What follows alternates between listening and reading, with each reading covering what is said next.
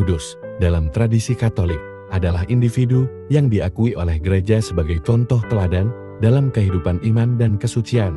Mereka memiliki perjalanan hidup yang menginspirasi dan menunjukkan bagaimana kita dapat hidup dengan setia mengikuti Kristus.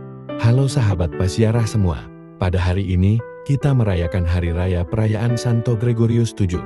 Sejarah Santo Gregorius VII sangat menarik dan penuh inspirasi. Santo Gregorius VII memiliki peran penting dalam kehidupan gereja Katolik. Bagaimana Santo Gregorius VII mendedikasikan dirinya kepada gereja Katolik? Sekilas cerita tentang Santo Gregorius VII. Saat terakhir kehidupan Gregorius dijalani di tempat pengasingan, ia meninggal dunia di Salerno, Sisilia pada tanggal 25 Mei tahun 1085. Ia seorang pencinta keadilan dan perdamaian. Hal ini dapat disimak dari kata-katanya yang terakhir sebelum ajalnya, "Aku telah mencintai keadilan dan perdamaian dan membenci kelaliman, karena itu aku meninggal di pengasingan." Mencintai keadilan dan perdamaian dan berjuang untuk menegakkannya demi kebaikan gereja adalah warna dasar seluruh kehidupan Gregorius. Hildebrand, nama kecil Gregorius VII, lahir di Toskania, Italia Tengah pada tahun 1020 dari sebuah keluarga sederhana. Setelah menjadi rahib di sebuah biara Ordo Benediktin di luar negeri, ia dikirim belajar di biara Santa Maria di Roma. Karena kemampuan dan prestasinya sungguh luar biasa, ia dipindahkan ke Schola Cantorum, sebuah sekolah ternama di Roma.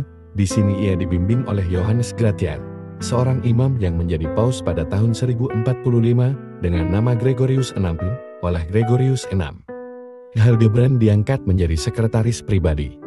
Tetapi kemudian dalam Konsili Sutri, pada tahun 1046 yang diprakarsai oleh Kaisar Jerman Henry III, Gregorius VI tahun 1045 sampai tahun 1046 pengganti Paus Benediktus IX, dipaksa meletakkan jabatannya sebagai paus karena dituduh melakukan praktek simonia, membeli jabatan paus dengan uang sebagai gantinya. Konsili memilih Clemens II tahun 1046 sampai tahun 1047. Setelah pemekatannya, Gregorius VI meninggalkan kota Roma dan mengungsi ke pegunungan Alpen ditemani oleh Hildebrand. Dari tempat pengungsian itu, Hildebrand pergi ke Jerman. Di sana ia menjalin hubungan erat dengan Uskup Bruno dari Thun. Bersama Uskup Bruno, ia ikut membaharui kehidupan gereja. Tatkala Uskup Bruno terpilih menjadi Paus Leo IX tahun 1049 sampai tahun 1054, Hildebrand menemaninya ke Roma. Di sana ia ditabiskan menjadi diakon agung, suatu jabatan penting yang bertugas mengurus hubungan tahta suci dengan negara-negara lain. Selain itu, ia dipercayakan jabatan sebagai pengawas keuangan kepausan, sebagai rekan kerja terdekat Paus Leo IX. Hildebrand turut aktif melaksanakan berbagai program pembaharuan hidup menggereja. Situasi gereja pada masa itu sangat memprihatinkan. Berbagai kebiasaan buruk merajalela di kalangan raja-raja dan kaisar. Mereka tanpa segan-segan turut campur tangan dalam urusan-urusan yang sebenarnya menjadi urusan intern gereja. Sering terjadi praktek pelantikan imam dan uskup dilakukan oleh raja atau kaisar. Hanya karena dipandang dapat memberikan keuntungan kepada kerajaan atau kekaisaran. Jabatan imam dan uskup bahkan paus dapat dibeli dengan uang. Soal kelayakan pribadi tidak diperhitungkan sama sekali. Kecuali itu, imam-imam pun tidak menghayati imamatnya dengan baik. Karya pembaharuan gereja digalakkan untuk melenyapkan berbagai praktek itu. Keberhasilan awal dari usaha Hildebrand diperolehnya di biara Santo Paulus di Roma. Dengan pengaruhnya yang besar, ia berhasil mengembalikan citra kehidupan imamat di antara kaum imam-imam yang hidup di dalam biara itu. Umat di Roma mulai bangkit lagi dengan semangat baru untuk menghayati imannya secara sungguh-sungguh. Oleh karena itu, ketika Leo IX meninggal dunia, orang-orang Roma dengan suara bulat memilihnya menjadi pengganti Leo IX. Tetapi Hildebrand, yang ketika itu sedang bertugas di Prancis, segera meminta agar umat memilih saja orang lain. Ia sendiri pun berjuang untuk mengangkat Gebhard, uskup kota Eichstätt sebagai pengganti Leo IX. Pada tahun 1055, Gebhard menjadi paus dengan nama Victor II tahun 1055 sampai tahun 1057. Sepeninggal Victor II tahun 1057, Frederick dari Monte Cassino diangkat menjadi paus dengan nama Stephanus 9 tahun 1057 sampai tahun 1058. Setahun kemudian, ia meninggal dunia dan diganti oleh Uskup Gerhard dari Florence dengan nama Nicholas II tahun 1059 sampai tahun 1061. Pada masa kepemimpinan Paus Nicholas II terjadi dua peristiwa penting. Pertama, terbitnya dekret pembaharuan aturan pemilihan paus baru. Pemilihan ini sepenuhnya berada dalam tangan para kardinal, tanpa campur tangan kaisar. Kedua, penandatanganan naskah perjanjian dengan bangsa Normandia yang menguasai Italia Selatan. Kedua peristiwa ini terjadi atas prakarsa Hildebrand yang menjabat sebagai diakon agung. Peraturan baru mengenai pemilihan paus mulai diterapkan Hildebrand ada waktu pemilihan Paus Alexander II tahun 1061 sampai tahun 1073. Sepeninggal Alexander II, peraturan baru itu seolah tidak berlaku. Umat secara spontan dan suara bulat memilih Hildebrand sebagai paus. Mengingat kesalehan hidupnya dan berbagai prestasinya dalam menangani urusan-urusan gereja, karena berpegang teguh pada aturan pemilihan yang baru, Hildebrand bersikeras menolak keinginan umat itu. Namun akhirnya, ia menerimanya juga, karena ketulusan hati umat. Ia menduduki takhta Santo Petrus dengan nama Gregorius VII tahun 1073 sampai tahun 1085. Semenjak ia merestui keinginan umat untuk menjadi paus, berbagai tugas yang berat yang menuntut penyelesaian segera bermunculan secara beruntun. Program yang telah dijalankannya selama 25 tahun terus dijalankan. Ia berjuang keras memberantas berbagai praktek buruk di kalangan awam kaisar dan raja-raja dan kalangan pejabat gereja. Praktek memperjualbelikan jabatan imam dan uskup juga diberantasnya. Ia mengadakan sinode-sinode untuk membicarakan masalah-masalah itu, sekaligus untuk mencarikan jalan keluarnya. Ia menegaskan kepada para uskup agar tidak lagi membiarkan gereja Kristus dipermainkan oleh orang awam yang tidak bertanggung jawab. Ketegasannya dan berbagai usaha pembaharuannya mendapat perlawanan keras dari kaum awam, terutama kaisar.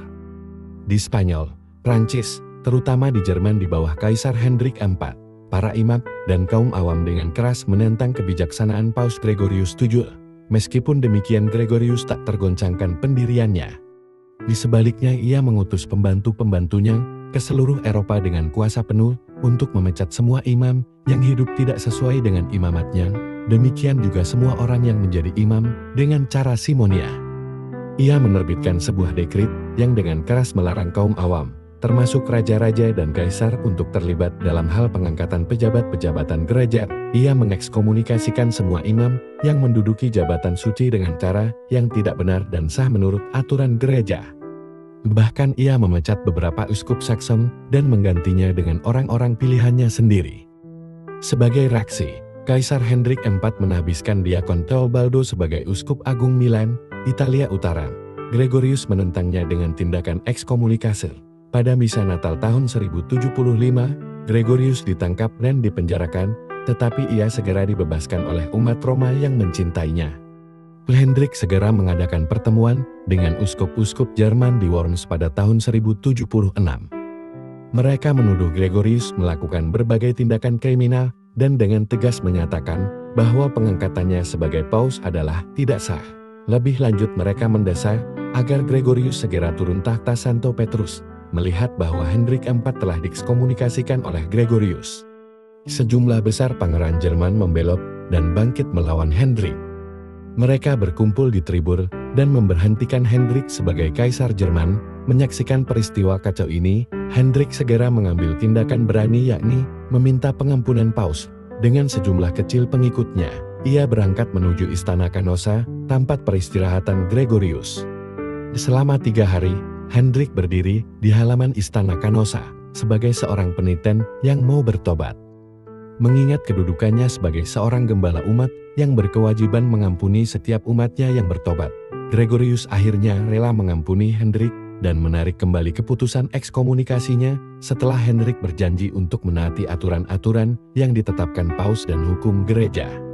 Pengampunan ini membebaskan dia dari dosanya sekaligus ancaman para pangeran. Ia kembali ke Jerman untuk memulihkan kembali kedudukannya sebagai kaisar. Meski demikian, para pangeran tidak mengakuinya lagi.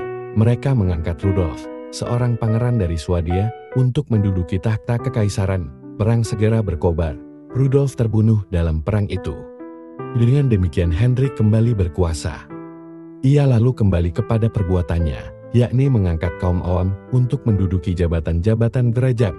Ia mengancam Gregorius dengan mengangkat Guibertus, uskup agung Ravenna, yang telah diekskomunikasikan Gregorius sebagai paus tandingan, dengan nama Clemens III tahun 1080 sampai tahun 1100, dan oleh Clemens III. Hendrik dinobatkan sebagai kaisar di Basilik Santo Petrus pada tanggal 31 Maret tahun 1084. Situasi ini tidak berakhir.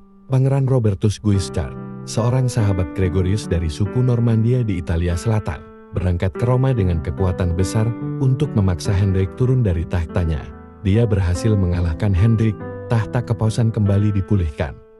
Tetapi, karena orang-orang Roma tidak suka kepada orang-orang Normandia, maka berkobarlah pertempuran hebat. Menghadapi kekacauan ini, Gregorius mengasingkan diri ke Salerno, Italia Selatan. Di sana ia mengampuni kembali orang-orang yang telah diekskomunikasikannya, kecuali Hendrik IV dan Guibertus. Di sana pula ia menghembuskan nafasnya yang terakhir pada tanggal 25 Mei tahun 1085, Gregorius VII. Seorang paus yang besar dan terkenal, perjuangannya untuk menegakkan martabat gereja dilanjutkan oleh paus-paus yang menggantikannya.